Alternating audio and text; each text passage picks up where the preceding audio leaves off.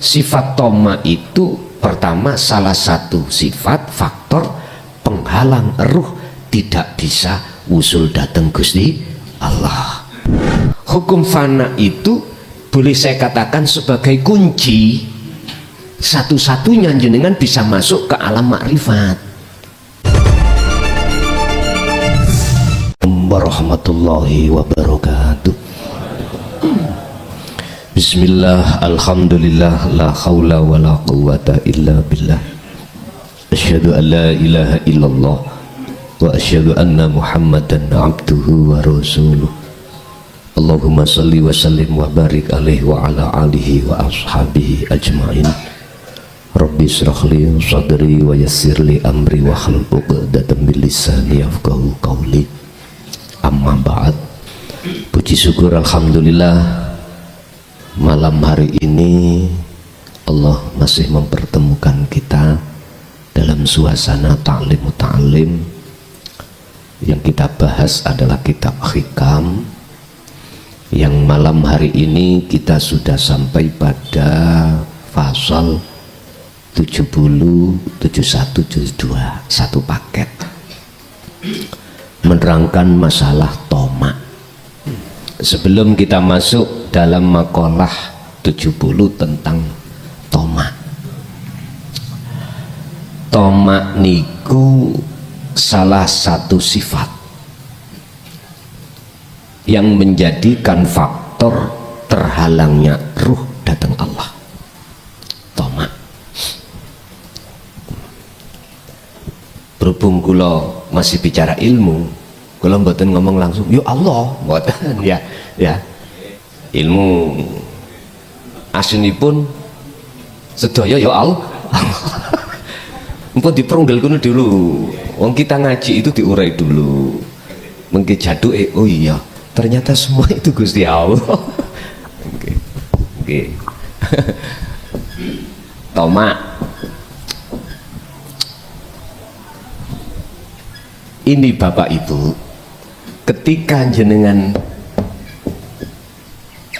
ini wajah tuh mboten saged datang wajia karena terhalang oleh toma, mboten saged. Apa sih toma itu? Ati duweni arep-arep terhadap makhluk, yang arep-arep iki akan dadekno ati sampean iku bergantung terhadap makhluk. Satu contoh niki, kula nyontohno kula mawon. Tadi berangkat dari Mojokerto wis gak mangan wis.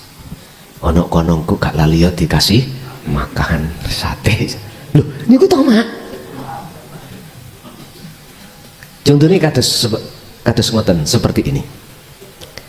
Dan itu toma akan menghalangi rohaniah saya terhadap Allah. Akhirnya menghadapnya wajah saya, wajah roh saya itu tidak wajia, tapi isinya langit dan bumi disebut makhluk. Fatoros samawati wal ardo. Loh, madhepe teng mriku.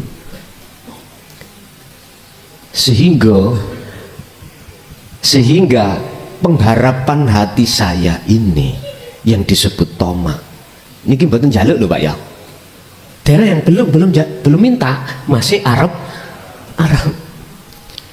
Niki sebagian ulama ahli tasawuf itu disebut tamanni. Artinya apa? Olehnya kau akan bisa wusul pada Allah itu bersifatkan tamanni, sesuatu yang kita angen-angen yang tidak akan pernah terjadi. Contoh, ya Allah, habis isak niku kelatar atau jam 12 langit, ya Allah turunkan uang 1 karung. Loh niku tamani lho, ngoten lho, gampangannya seperti itu. Jadi mohal ruhaniah kita bisa wusul datang Allah jikalau dalam hati masih tersimpan toma. Karena toma itu termasuk salah satu penyakitnya hati yang mestinya harus dinafikan atau dibersihkan. Sebab harga mati seseorang jikalau ingin menadhoro atau manro'a ila wujudillah, hukumnya fana iku wajib. Barang siapa yang ingin, ini ngomong ilmu lho Pak ya, ngomong ilmu, mungkin pun laku akhirnya melihat bukan perkaranya yang melihat Allah itu makhluk lho ya. Kita bicara ilmu berarti masih bicara makhluk. Barang siapa yang ingin mata hatinya itu bisa memandang wujudnya Allah, maka wajib bagi seseorang itu menafikan, memfanakan dirinya. Sehingga hukum fana itu boleh saya katakan sebagai kunci satu-satunya jenengan bisa masuk ke alam makrifat. Makanya di pengajaran Thariqah niku wonten istilah dzikir khofi. Di dalamnya itu menterjadikan nafi isbat. Tapi kebanyakan mboten diurai. Nafi ku piye? Bagaimana cara membersihkan, caranya bagaimana? Mboten. Kebanyakan dong ya. Isbat menetapkan akunya Allah bagaimana? Mboten. Wis pokoknya dikira khofi iki lewat napasmu keluar masuk ngucap Allah terus. Jadi kebanyakan itu mboten diurai, sehingga jangan heran kalau kita bertahun-tahun di dalam aurat atau suluk thariqah niku susah untuk menerombol alam makrifat. Akhirnya nggih sak tiba-tiba nih, napa sak tiba-tiba nih? Sak tepak-tepake. Nggih. Sak tepak-tepake. Tapi untung daripada tidak. Lho ngoten lho. Untung walaupun zikir sirri atau khafi saja, ya toh, daripada tidak. Itu aja. Bapak Ibu, kalau kita mau untuk mengurai maksud daripada zikir khafi atau nafi isbat, aku yakin nanti kita akan dikenalkan ilmu tasawuf, ilmu tauhid. Makanya ini kan saya mendorong terhadap beliau Mbah Yai Kholwani sebagai ketua Jatman baru ya dah, yang hasil muktamar nasional itu beliau yang ditunjuk memegang tongkat Jatman itu. Kalau diterima, tolong jamaah-jamaah setiap thariqah muktabaroh tadi dibekali penguraian dzikir khafi, penguraian bagaimana caranya kita berzikir nafi isbat itu bagaimana. Ini saran saja, otomatis dulur-dulur niku biar ketika saat suluk atau khususiyah itu paham, yang dijalankan itu paham, tidak hanya mirip saja, jadi ngertos. Ngoten niku kalau diterima, biar lekas naik peringkat derajatnya ruh di mata Allah. Otomatis itu nanti tidak akan lepas dari kajian-kajian ilmu tasawuf, terutama yang sudah diakui oleh golongan-golongan Nahdien atau yang lainnya tentang kitab hikam niki.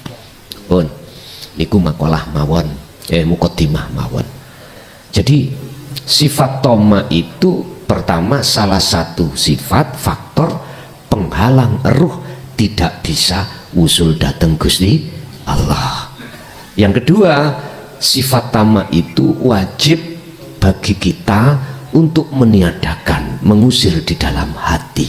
Caranya terserah jenengan, mudahnya bagaimana terserah. Disiasati lewat dohir, monggo. Contoh Pak, arepe budal ngaji wau ning omah tak warekan wis ono ben ora arep-arep daharan wis. Kalau misalnya jenengan biasanya itu perokok, wis nggo rokok, jika arep-arep rokoke konco lah. Iku secara dohir toh saged disiasati ngoten. Tapi secara batinia, cara yang efektif untuk mengusir toma itu cuma satu, Wadhkur isma rabbika Muhammad bukratan wa asila. Istiqomahno laku dzikirmu itu baik siang maupun malam. Udah, terus jalankan walaupun ketika jasad ini repot kerja, repot dengan keluarga, jasad ini repot dengan masalah-masalah yang kita hadapi di keluarga. Tapi itu tidak menjadikan satu penghalang untuk hati tidak berzikir, tidak. Sebetulnya itu hanya Allah hadapkan untuk menguji kita aja. Gelem dzikir, mau dzikir atau tidak. Pun niku secara rohaniyah carane menghilangkan. Pun at-tama'u yuwallidul dzillah, utawi toma iku yuwalidu bakal ngelahirake apa toma adzilla ing sifat ino, sifat ino ai indanas ing mungguh menungso. Iki mungguh menungso, mungguh menungso ae iku gak api. Lah ngoten nggih, mungguh menungso pandangan syariat atau pandangan orang lain aja itu gak baik. Terus apalagi pandangan Allah. Indallah bagaimana? Indallah itulah sebagai faktor penghalang ruhaniyah kita tidak bisa madhep ing ngersane Allah, tidak bisa bersyahadat asyhadu ke ilallah, tidak bisa Pak, mboten saged. Mesti bergantungnya hati kita pada manusia. Pun masa bakot orang modot, ngerti modot kan? Berkembang nih loh. Masa Jawa lah ngoten sak penake ya. Masa Madura iku apa modot iku. Molor. Masa bakot orang molor. Apa al sonuzulin. Piro-piro pangi sifat Allah. Illa badri tomain kejaba ing atase anane wijine toma. Maksudnya ngeten, sifat ino itu sifat terhina di mata manusia. Itu laksana pohonnya Pak. Lah pohon itu tidak akan muncul kalau tidak ada benih, biji. Lah bijinya itu tomat. Paham ya? Ini laksana mawon loh ya. Artinya apa? Di dalam jagatnya roh niku ada dua pohon Pak. Pertama pohon basiroh, kedua pohon basariyah. Mungkin ini kami jelaskan di Thariqatus Sirri ila Ma'rifatillah jilid pertama. Pohon niki. Lah, di dalam hati manusia itu kebanyakan yang subur pohon basariyah.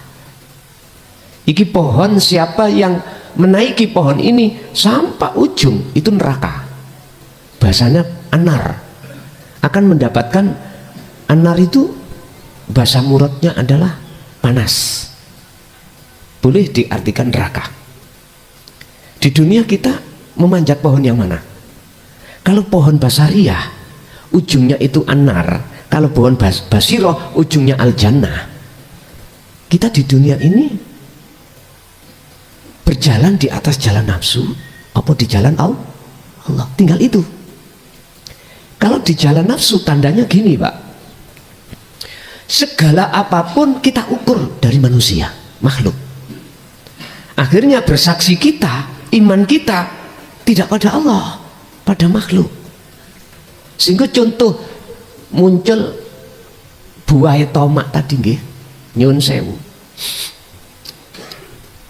Itu mengapa dijadikan sebagai alasan faktor tidak bisa kita usul datang Allah? Karena kita berjalan memanjat pohon basariyah. Sehingga bergantung kula datang makhluk. Iman kula datang makhluk. Sapa sing wene awakmu mangan mangson? Pengurus sate pisan. Sate macam-macam darane. Loh, hatiku akhirnya mancep kejebak iman terhadap makhluk. Niki tondone kalau saya itu berjalan di atas pohon basariah. Bapak Ibu, intinya di dalam pohon basariah itu ada ketetapan dua yang kami sebut sebagai takdir. Takdir kopti dan basti, rapena alias susah dan senang. Loh, ini nggak bisa menjadikan hati sampean tenang, menemukan kedamaian tidak bisa Bapak Ibu. Walaupun kita nggak bicara yang susah lah, nah ini sudah maklum panas hati. Yang senang, contoh jenengan ditakdirni Allah ekonomi sampean iki menengah ke atas, bahkan termewah sampean, tersugih. Kalau kita bicara pangkat tertinggi, kalau bicara pengaruh paling orang terpengaruh sekabupaten putih iki Jember. Mana letak sampean iki nggak ada kedamaian, mesti kita akan takut kehilangan itu, khawatir. Yang kaya takut miskin, yang punya jabatan takut kehilangan jabatan, yang punya pengaruh takut kehilangan pengaruhnya. Mana ketenangan? Nggak ada. Sehingga ditaruh Allah perkara susah, kopdi ataupun basti senang, nggak ada bedanya. Artinya nggak ada bedanya, tidak menemukan kedamaian. Karena jatuhnya iman saya itu pada makhluk. Berarti saya berjalan di atas pohon basariah. Ingat, mengenai terkait masalah penjelasan kedamaian hati yang sejati itu letaknya di mana? Niki wonten surat Ar-Ra'd Pak ya, ayat 28. Di situ Allah katakan, alladzina amanu wa tatma'innul qulubuhum bidzikrillah. Mengapa orang-orang mukmin ini kok hatinya itu ayem? Dikasih ketetapan takdir susah, kok sih tenang? Mboten kados kita dikasih perkara mewah aja sih khawatir kelangan, kok ini ndak? Disababi apa? Bidzikrillah, karena sebab beliau itu selalu memegang zikir datang Gusti Allah. Wa qala aidan wa'tasimu bihablillahi jami'an wala tafarraqu. Beliau selalu memegang teguh tali zikir itu, wala tafarraqu, dan beliau tidak mau melepaskan. Inilah golongan jenengan yang berjalan menaiki pohon basiroh. Kesimpulannya di situ adalah siapa yang hatinya berjalan di atas jalan nafsu, secara langsung atau tidak langsung sama halnya kita telah pertama membikin subur pohon basariah, membikin layu pohon basiroh. Sebaliknya begitu. Siapa yang berjalan di atas menaiki pohon basiroh, maka secara langsung atau tidak langsung menyuburkan hatinya pada Allah, atau menyuburkan pohon basiroh dan mengeringkan atau bahkan melayukan pohon basariah. Inilah Pak yang kumaksud, nafsu yang ada dalam hati jenengan posisi dalam keadaan jinak, tidak liar. Kuncinya hanya satu, jenengan berzikir. Karena zikir sebagai pembuka, kunci jenengan bisa melaksanakan yang namanya penafian atau pemfanaan diri. Pemfanaan diri itu sebagai syarat mutlak panjenengan ini untuk lakukan supaya bisa masuk di dalam alam akhirat atau alam makrifat. Liman kana yarjullaha wal yaumal akhirata wa dzakarallaha katsiran. Iki teladani Kanjeng Nabi, cuman tidak diterjemahkan seperti itu. Akhirnya umat iki ora paham. Nggih padha maca Quran nih. Kadang-kadang Quran ini siapa yang bawa? Kalau yang bawa itu kita sebagai, mohon maaf lho Pak ya, tidak ada wawasan tentang tauhid, ya kita dapatnya kulitnya saja. Tapi kalau kita membawa ayat itu ada pandangan tauhid, bahkan tauhidnya sudah sampai la ilaha illa ana, maka umat akan mendapatkan isinya. Kan itu kan teladan Rasulullah toh, liman kana yarjullaha, bagi orang yang hatinya ada keinginan untuk bertemu Allah, untuk mendapatkan rahmat Allah. Ini persoalannya tidak di akhirat besok, boten, di dunia ini. Bukan akhirat yang dimaksud secara kulit niku besok. Kalau jenengan sudah mati terus masuk alam barzah, terus dino kiamat datang, dino kebangkitan datang, pengisapan datang, bukan itu. Itu secara kulit memang iya besok, tapi secara isi sekarang, Pak. Yarjullaha, di situ cara kami artikan hati yang ada keinginan, ada rindu untuk mendekat dan bertemu Allah. Tidak semua hati orang loh, Pak, ya ada keinginan untuk marak mendekat dan bertemu Allah, enggak semua orang. Sebab kita itu kebanyakan hati manusia itu berjalannya itu di pohon basaria kebanyakan. Karena apa? Karena beliau kebanyakan tidak mengerti tentang wawasan ilmu tentang tauhid, ilmu tasawuf. Ini gini, nek diusut-usut ya prosesnya dugi meriku memang. Saking minime umat Islam itu dari keterbukaan publik terkait dinut tauhid.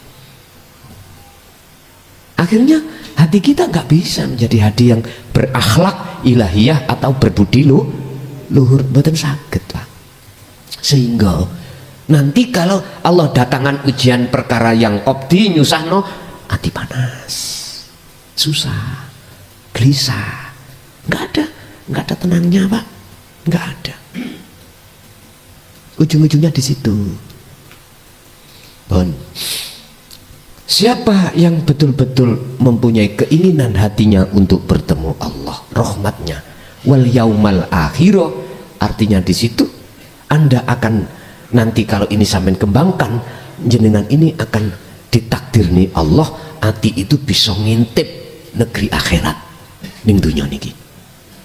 Siapa yang hatinya bisa melihat alam akhirat niki, alam ma'rifat, Pak, ya, wal yaumal akhirata niki alam ma'rifat, maka indahnya alam dunia saat itu juga musno, boten wonten. Karena apa?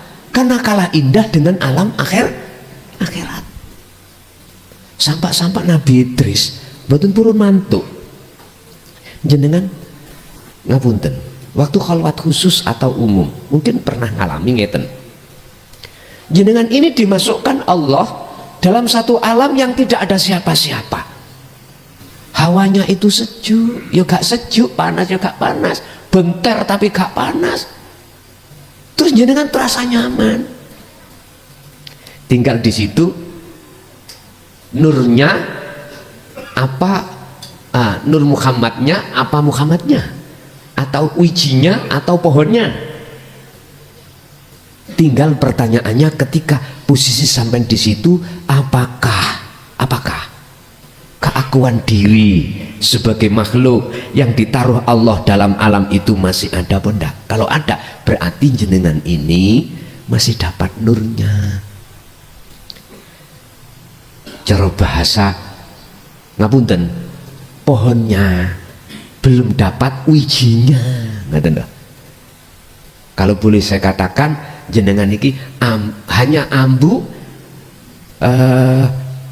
bakarane sate sedap pire undi, ya ngaten nggih. Tapi jika jenengan itu pada saat itu kok keakuan diri sampean lenyap sebagai makhluk, maka jenengan ibaratnya sate sudah sampean makan, berarti itulah alam musyahadah, itulah alam akhir. Siapa yang sudah ada di situ, aku yakin mboten purun medun melih, karena nggak mengenal la khaufun alaihim walahum yahzanun, nggak mengenal itu. Contohnya Nabi Idris Sampeyan tak wenehi cara ya. Gusti Allah sampeyan politiki. Kalau Nabi Idris itu sandale Pak dikarekno. Kan dibalik ning donya maneh. Gusti sandal kula keri. Karepe ku cek iso balik maneh. Lho ngoten lho. Artinya apa? Kadang-kadang kita itu ditaruh di situ hitungan detik lah ngoten nggih. Hitungan jam. Walaupun hitungan hari terasa apa? Terasa sekejap. Mesti sampai ini dikembalikan lagi ke alam muhadharah, alam kasunyatan ini mesti sampai rindu. Carane piye? Nek cara Nabi Idris sandale dikarekno, ya toh? Sampeyan kudu ono sing sampeyan karekno. Apa baju sampean? Apa sing sampeyan nggo? Duduk baju niki maksudnya, duduk sandal iku maksudnya apa sih sing dimaksud iku? Sehingga inilah maksud Allah mengapa menyuruh Nabi Muhammad selalu memegang dzikir baik siang maupun malam. Gini ku dzikir niku. Dzikir niku, Pak. Urusan Gusti Allah itu nanti jenengan ditarik lagi ke alam akhirat ngintip teng mriku. Dikala saat khalwat jenengan secara khusus atau umum urusan Allah. Urusan Allah. Walaupun secara umum Allah mampu. Allah berkuasa. Sekalipun posisi jenengan ini kerja, tapi ruhaniah sampai ditarik Allah di situ, Allah mampu mboten? Mampu. Sebab Allah nyandang innallaha ala kulli syai'in qadir. Terhadap hamba yang beliau kehendaki, itu urusan Allah, itu sifat jaiznya Allah. Pun kita lanjut. Asyarhu utawi keterangan penjabaran. Wat toma'u utawi toma iku masdarun. Iku masdarun kulli amradil kulubi, asal saben-saben piro-piro penyakite piro-piro ati. Miturut keterangan, toma itu asal muasalnya adalah salah satu penyakitnya, beberapa penyakitnya hati. Masuk dalam muqaddimah tadi, Pak. Li'anna toma'a krono sak temene toma huwa ya toma iku al-iktimadu ngunggul-ngunggulno utawa ngeduk-ngedukno atau bergantung ala nasi ngatasi menungso liya.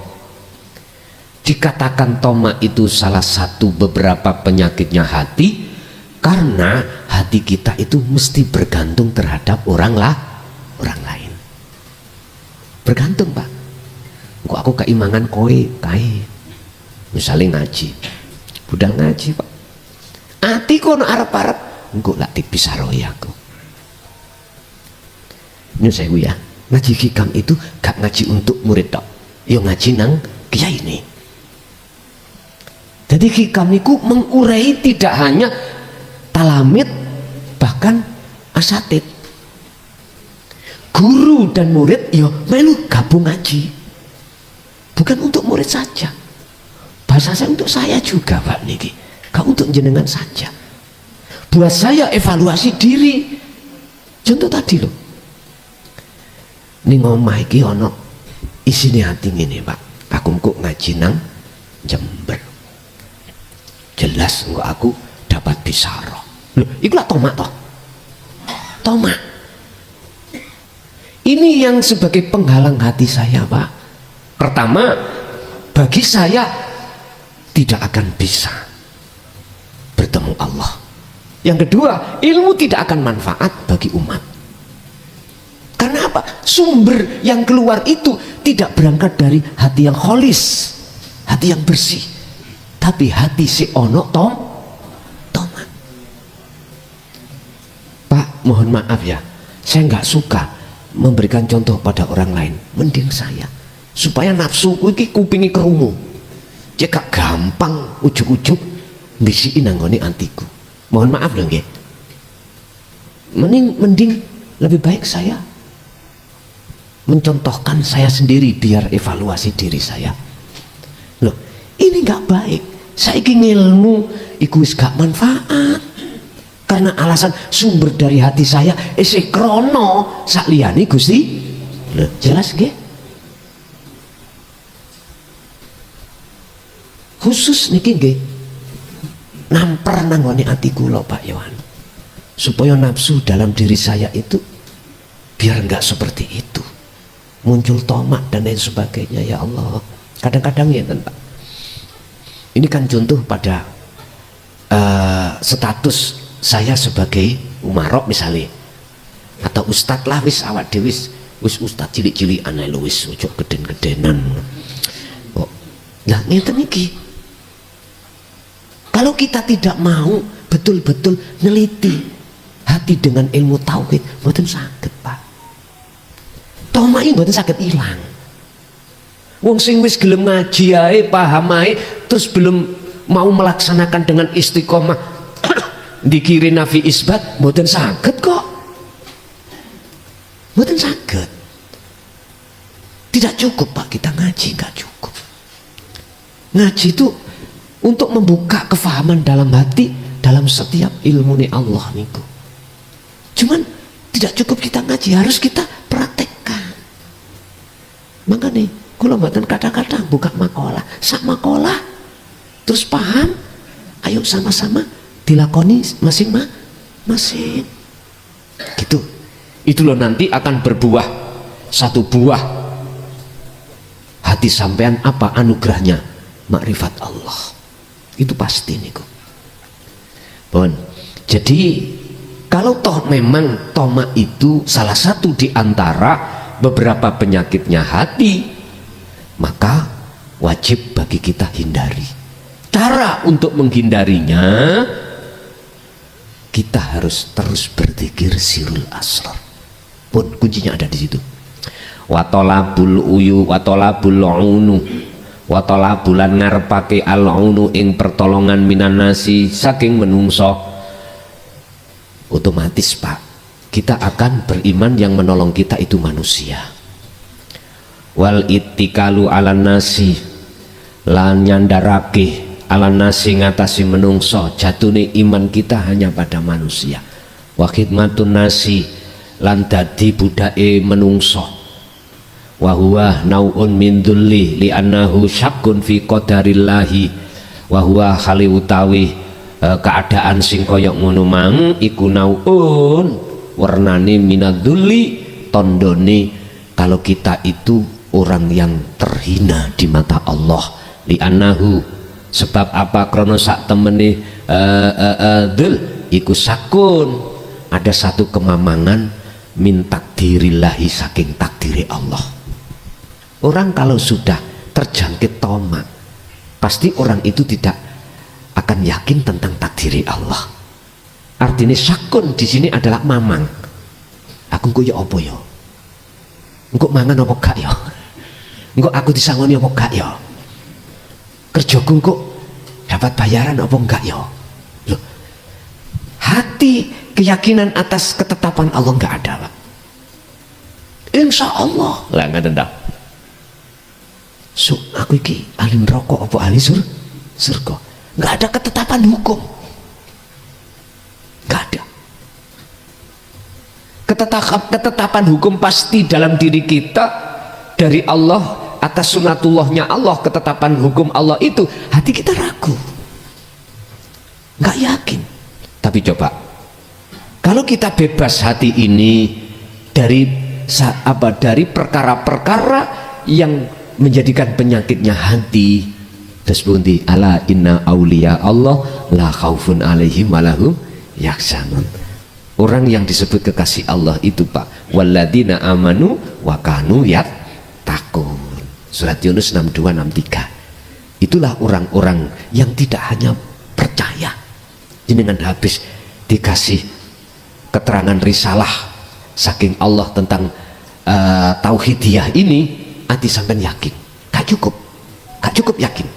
Sampai pertama memang prosesnya yakin, oh ini yang benar, ini yang ku cari selama ini, materi ngaji ini tentang hati. Tapi ayatnya nggak berhenti di situ. Wakanu yattaqun. Bagaimana hati sampai disebut hati yang bertakwa? Tidak hanya ilmu Pak, harus terus amal istiqomah. Ilmunya sudah terlewati, sekarang tinggal amal istiqomah, berarti terus menerus jenengan pikir, disitulah akan memunculkan satu buah dalam hati sampai namanya derajat takwa. Dalam ayat lain, inna akramakum indallahi atqa, derajat yang paling luhur di mata Allah derajat makrifat. Ini jenengan sudah sampai ke alam akhirat di dunia ini.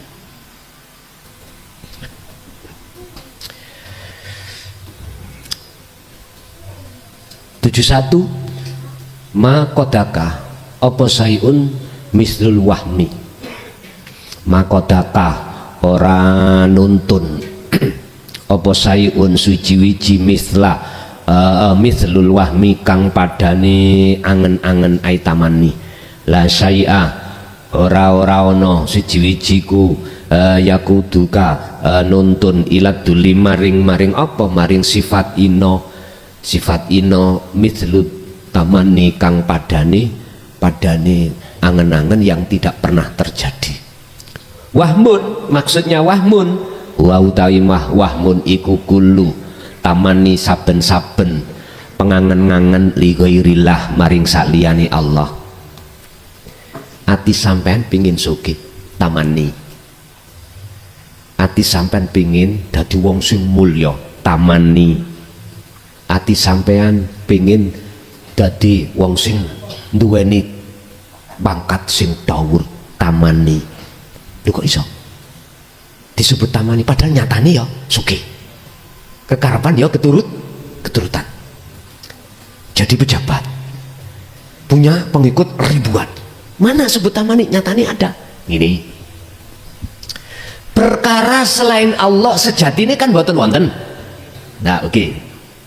Kita makhluk asalnya tidak ada, adanya sebab diadakan oleh yang ada. Berarti kita nggak punya nyandang status ada. Niki nek jenengan memandangnya dari hakikat aslinya. Kalau kita memandang kulitnya, ya ada lah Pak, ya mboten tamani. Wong jenengan ya punya istri, suami, anak, ekonomi lancar-lancar saja, jabatan punya, pengaruh punya, mana disebut tamani? Itu dari sisi syariat bukan tamani, tapi disebut tamani itu sisi hakikat. Ngurainya dari mana? Dari asal usul. Selain Allah itu tidak ada. Memang Pak, perkara-perkara yang dijadikan sebagai kehidupan dunia itu nafsu jadikan terhadap hati kita supaya hati kita terkesan bahwasanya perkara kehidupan dunia itu kekal, ada, menjanjikan. Memang begitu.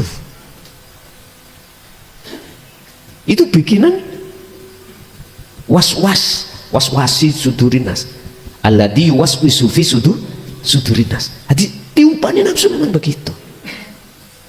Makanya jangan heran kalau banyak hati manusia itu berjalan di atas pohon basariah, jangan heran, memang seperti itu. Tapi mosok yang ngono terus, masa seperti itu terus?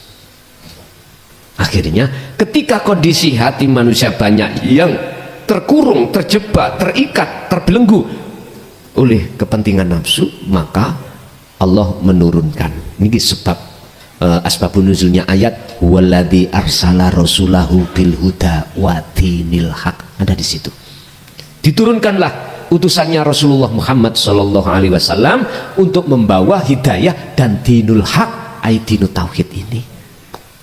Tujuannya yudhirahu ala dini kulli, untuk membersihkan penyakit-penyakitnya hati kita itu. Walau karihal musyrikun, walaupun beliau Rasulullah dicaci oleh umat mayoritas, dibenci oleh kaum kafir Quraisy, kaum Taif, tetap beliau sampaikan. Rasulullah resikonya waktu ada di Mekah bagaimana Pak? Kan direncanakan mau dibunuh toh oleh Abu Jahal gitu, Abu Lahab gitu. Akhirnya turunlah wahyu hijrah ke Madinah.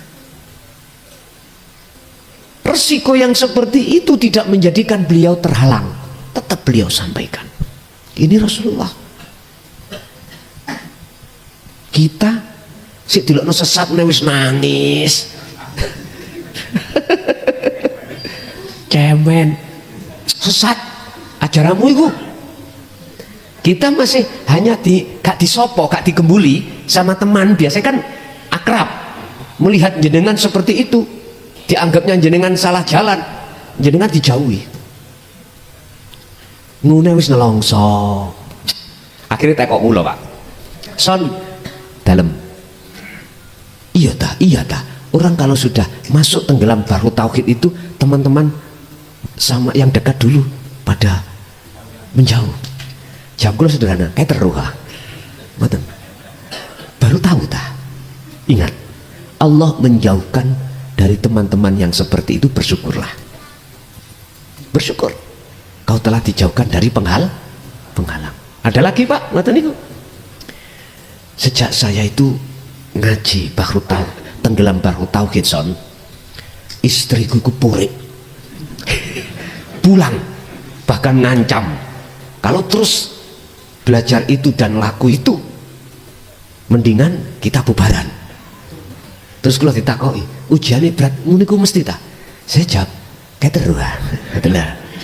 Tapi ingat, ketika saat Allah menjauhkan orang-orang dekat kamu yang tadinya itu dijauhkan, disebabkan karena benci terhadap apa perilaku tauhidmu, itu sebetulnya Allah sayang.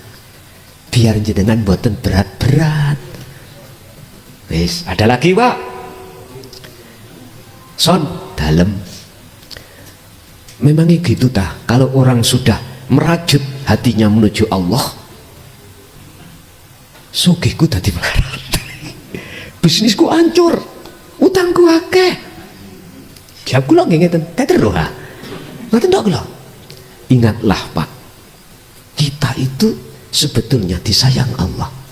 Sebab miturut hitungan Allah, bukan hitungan kita loh ya, hitungan Allah, dengan adanya jenengan dipisahkan secara fisik terkait kemewahan dunia, sebetulnya Allah menyelamatkan jenengan. Ingat, siapa yang ingin bertemu Allah, wajib dia akan tinggalkan selain ruhaniyah. Hitungan Allah secara jasmania kok sik campur ambek kesenangan dunia. Wah, iki kok anak ini hambaku iki gak lekas-lekas, tak buyar nih. Misalnya ngoten, jenengan kudu matur suwun nang Allah. Tapi ada lho Pak sebaliknya, jenengan sugih tambah ditambah, hitung-hitungan Allah.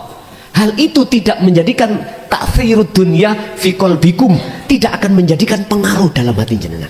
Hitung-hitungan Allah lho nggih, hitung-hitungan Allah. Sebab nyuwun sewu, Syekh Abdul Qadir Jalani anggiti melarat ngoten, kudane pinten. Nyuwun sewu, Abu Hasan Asadili sugih, Pak. Tapi semuanya itu tidak menjadikan pengaruhnya hati pada Allah. Bisanya bagaimana? Jenengan, beliau itu memakai sistem ikan yang hidup di tengah air asin. Kuncinya apa? Hidup. Coba, ikan di laut kok gak hidup, Pak? Ikannya kok gak hidup? Asin. Ikannya, dagingnya pasti asin. Kalau nggak percaya, coba ayo kita tesis, kita eksperimen ya. Jenengan yang cedek laut, ikan itu, Pak, tangkap dulu, matikan dulu di atas, lalu tenggelamkan lagi. Engkau bagaimana? Saya bedakan. Hati ya begitu. Hati kita jikalau kelebu babakan masuk golongan hati yang mati, udahlah, sekecil apapun pengaruh dunia mesti jadi penghalang hati kita. Apalagi besar, le tambah demen, ya toh. Tapi bagi beliau yang hatinya hidup loh ya, hatinya hidup, nggak akan terpengaruh. Kuncinya di mana? Megang dzikir. Sebab dzikir itulah cara untuk selalu menafikan dan mengisbatkan, menafikan selain Allah, mengisbatkan, menetapkan Allah dalam segala kondisi apapun.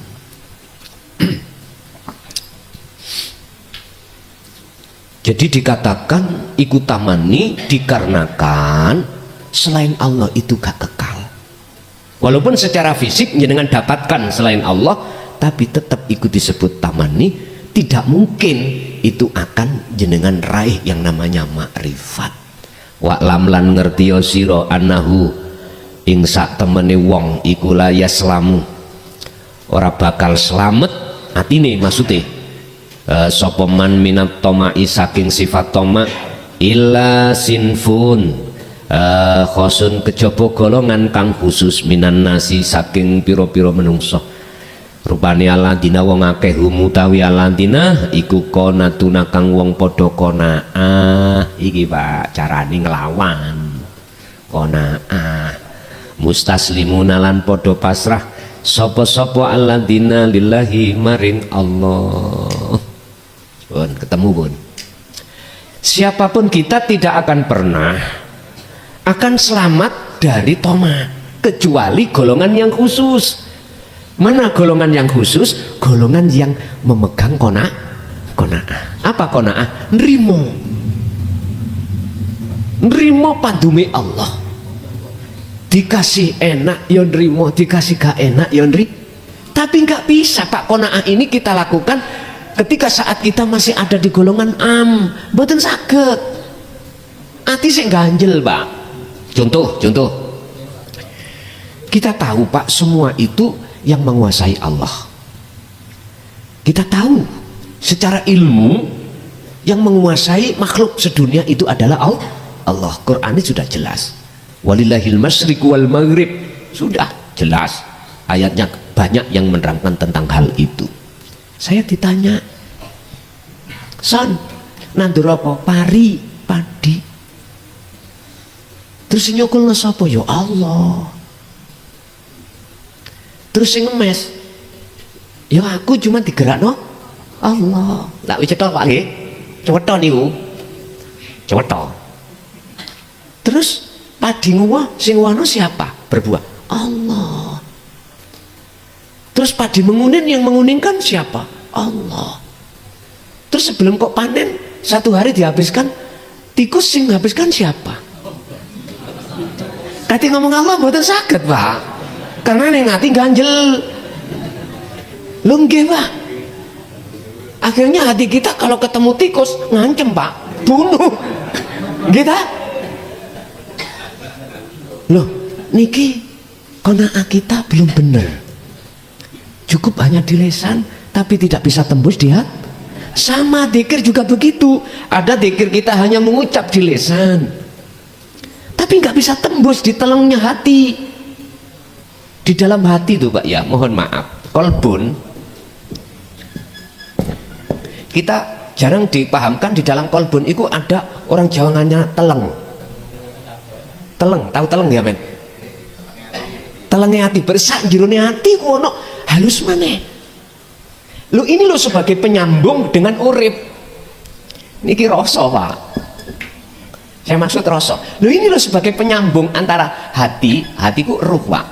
Dalam Ihya niku Imam Ghazali mengatakan al-qalbun ay ar-ruh. Itu harus ada tali ini untuk bisa ruh ini gandeng renteng ambek Allah iki atau urip. Harus. Maka di bahasa kula wajib wong syariat wong thariqah iku nyekel dzikir sirul asrar. Wajib. Supaya bisa mengenal telengnya hati. Kalau bahasa hadis, telengnya hati itu ihsan. Apa? Imanul haq disebut ihsan. Rasulullah memberikan keterangan tentang ihsan, antabudallaha ka'annaka lahu tar. Ketika nyembah bisa melihat wujudnya seakan-akan bisa melihat wujudnya Allah. Loh, itu kan ihsan, makrifat itu. Mengapa ka'annaka memakai bahasa seakan-akan? Memang manusia itu bukan yang melihat Allah, dikatakan makrifat, yang melihat yang wujud sendiri setelah kefanaan makhluk. Paham nggih? Dulu kok diurai ngeten Pak. Kok kasih Allah sa Indonesia ini kok mata? Ya Allah, berhubung dikinayano, yes merebet jalannya berubut. Kadang-kadang wonten sing putus asa. Udah, kadang-kadang ada yang kebegal nafsunya di dalam dunia karomah. Ujung-ujungnya iso bedek wong. Dek wingi awakmu mari nyabu ya. Ayo, kok tahu? masalahnya gambare ning atine iku SS kemebul-mebul. Ngerti SS Pak nggih? Nggih. SS itu sabu-sabu. Ya durung tau mlebu penjara utawa guyonan sampai SS ya gak mungkin sampean tahu apa SS iku. Jadi ini yang harus wajib manusia dapatkan. Al-Maidah, insya Allah Al-Maidah. Kalau dibuka Al-Maidah tentang rasa iki utawa tali iki, waqtahu ilaihil wasilah. Di ayat itu disebut wasilah. Wajahidu fi sabilihi. Insya Allah 21, kalau gak 29 21. Wajib jenengan memperoleh jalan khusus ini, tali khusus ruh dengan Allah, sehingga ketika jenengan robito tawajuh iku ruh iku bener nang Gusti Allah, mboten terhadap makhluk Pak. Tawajuh sampean iki bener datang Allah, ini wajah tuwaj. Iya, lo ini lo dicontoh Nabi Ibrahim, diteruskan kanjeng Nabi Muhammad kita sebagai umati. Masuk hati gak tiru beliau. Sampeyan padosi ning Quran satu pun cara kula madosi mboten ketemu. Duka nek jenengan madosi ketemu no mboten. Rasulullah memberikan contoh tawajuh itu pada Allah, bukan pada selain Allah. Ruhaniyah maksudnya ruhaniyah. Jadi Dedek aku tak ngotot ae ben gak nyuling ngoten. Termasuk salah satu di dalamnya adalah surat Al-An'am 79 tadi. Inni wajjahtu wajhiya lilladzi fataras samawati wal arda hanifan wa ma ana minal musyrikin. Jadi wis tidak disebut menyekutukan Allah sudah. Kalau ini wajjahtu wajhiya. Ini Nabi Ibrahim kisahnya lho Pak ya. Bukan berarti itu untuk Nabi Ibrahim saja atau Nabi Muhammad. Untuk kita, ayat ini untuk semua umat. Bukan hanya untuk Nabi Ibrahim. Kisahnya walaupun itu menceritakan kisah beliau, dan ayat ini juga tidak hanya untuk kanjeng Nabi Muhammad, tapi juga untuk kita sebagai umat manusia. Tinggal mau dapat isinya apa hanya kulitnya, ataukah kita cuma membaca saja setiap sebelum kita membaca Fatihah setelah takbiratul ihram, atau saisinya menghayati. Makanya kita nggak akan pernah bisa sholat dengan khusyuk kalau hati belum wajah tuh wajiyah, mboten saged.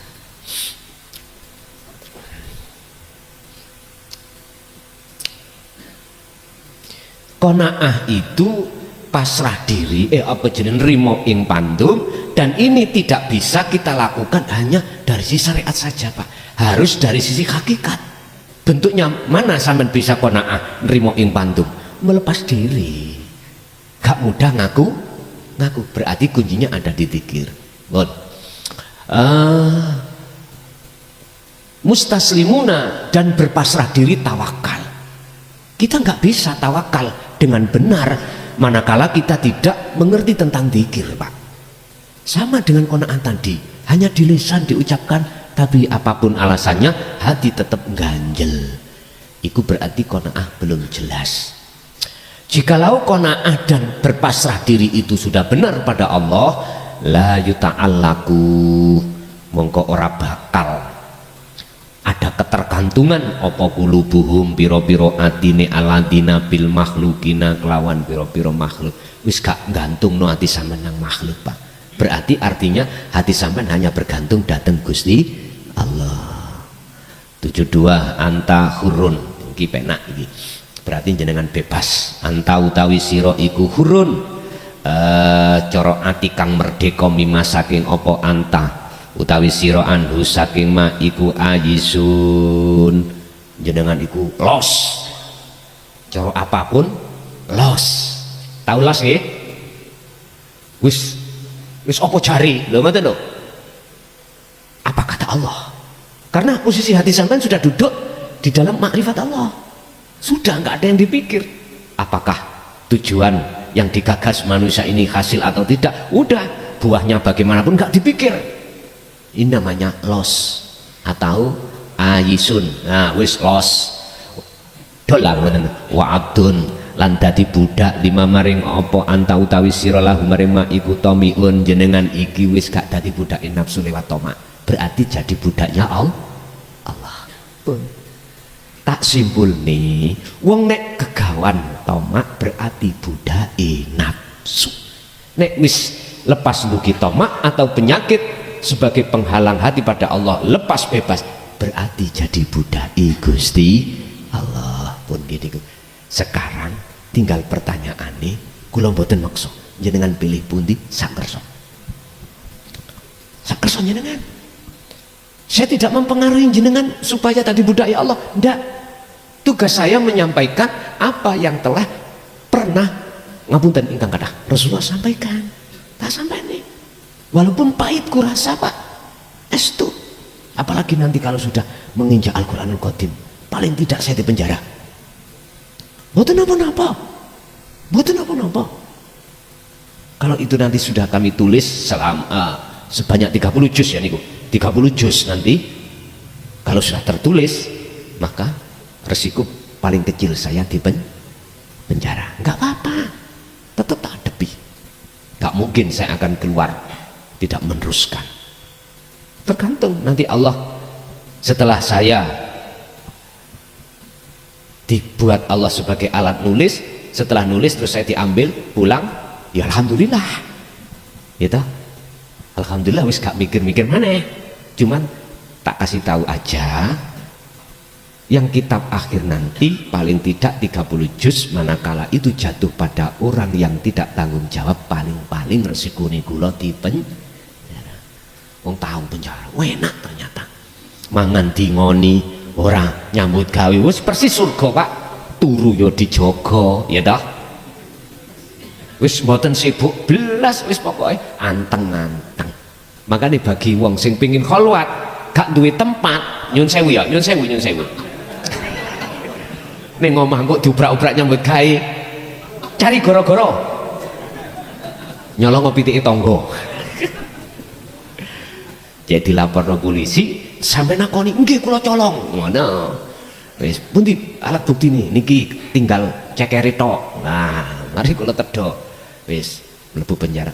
Jajal 8 wulan ngene lho. Engko piye raose? Makanya jenengan sik di tempat pengin kholwat ning kuno temen cocok Pak. Cocok temen. Wis. Kan ada di LP itu namanya kamar isolasi. Ada. Sama minta kamar isolasi mon sendiri. Lho nggih, WC ini tadi siji jedinge tadi satu, sendiri wis, gak dibuka-buka. Nggih, dibuka-buka biasa ini niku jam 4 sore sampai jam maghrib. Liyane ket esuk dibuka jenengan ndak. Peteng ya apa? Nek urun biasa ya. Anak-anak LP kalau yang dimasukkan isolasi itu sing nakal-nakal. Kena hukuman. Gak boleh bawa HP, konangan isolasi. Gampang, sampean njaluk isolasi gak gelem, melanggar yang jero, gitu. Bawa HP, diisolasi sama enak toh. Wis, jadi kesimpulannya ngoten, jikalau tomak itu masih bersemayam di dalam hati, berarti sebetulnya kita budaknya nafsu. Jikalau tomak itu sudah lepas dari hati, berarti budaknya Allah. Cara untuk mensiasati tomak adalah qanaah dan tawakal. Bisanya qanaah dan tawakal, kuncinya cuma satu. Ngaji sing gak ada selesainya. Jeketek kuncinya zikir. Karena zikir itulah yang nantinya akan memproses proses nafi isbat atau memfanakan selain Allah dan menetapkan agunnya Allah. Bapak Ibu hadirin jamaah rahimakumullah, apa yang sudah Allah berikan pada malam hari ini walaupun sebatas ilmu, itu sebetulnya bentuk anugerah Allah untuk naikkan tingkat laku. Muga-muga Gusti Allah juga ngersakake jenengan dan keturunan jenengan laku sampak dumugi makrifat datang Allah. Lahumul Fatihah.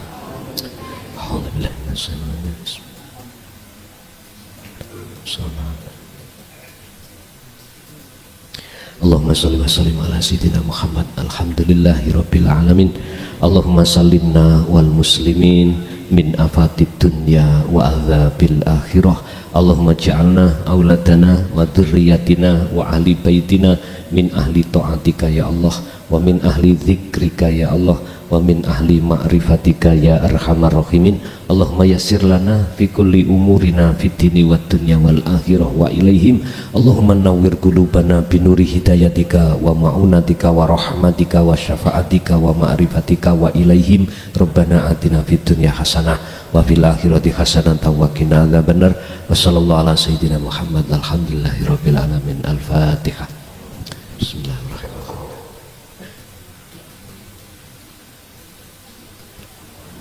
Akhirul kalam. Assalamualaikum warahmatullahi wabarakatuh.